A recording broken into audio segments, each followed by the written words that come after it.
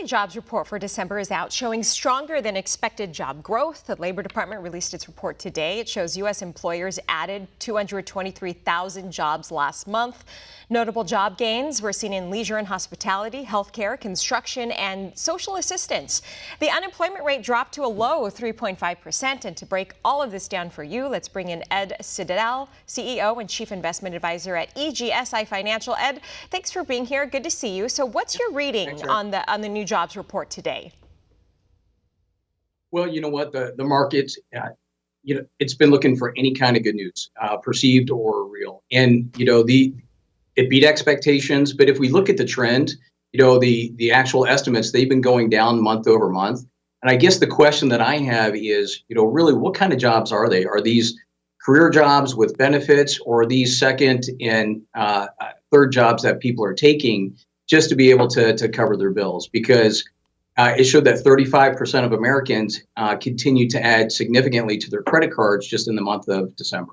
Yeah, so the White House said under President Biden's leadership, our economy created more than 700,000 manufacturing jobs, the fastest rate in nearly 40 years. That's a quote.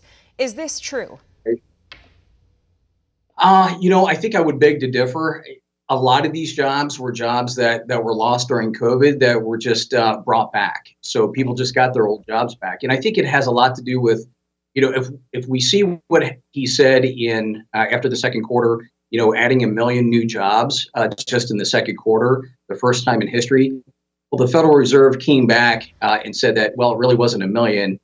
It was, 10,000 jobs. And I think we'll probably see the same thing when the real numbers come out. Yeah, so earlier this week, Biden also said that his spending bills will boost the economy once they take effect. But many economists say that government spending is actually driving this inflation. So polar opposite messages. Which is it?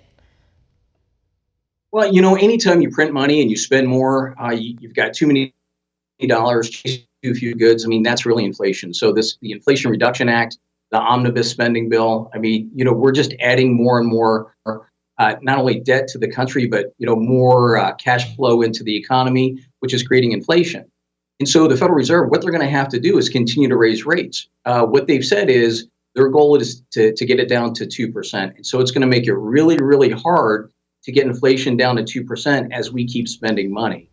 And I think what's going to eventually happen is they're going to raise rates to the point where we're going to hit a deep recession, and then they're going to have to reverse course and actually probably lower rates and have another round of quantitative easing just to get us out of a deep recession. Yeah, and the sad thing is that average wage increases, which wages are increasing, but they're still not anywhere near high enough to keep up with the 7.1 inflation. So Americans are still poorer. Yeah. Hopefully that turns around. Ed Siddell, EGSI Financial. Thanks for your time today. Appreciate it.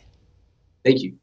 For all our viewers asking where One America News is heading in the future, we would like to introduce you to OAN Live. OAN Live is the best way to stay up to date on all of the hard-hitting, straight-shooting, national and international headlines. And the best part is, OAN Live is only $4.99 per month. All the credible, honest, unbiased reporting One America News offers at a fraction of the cost of cable. Just go to OANN.com to easily sign up for OAN Live and stay informed.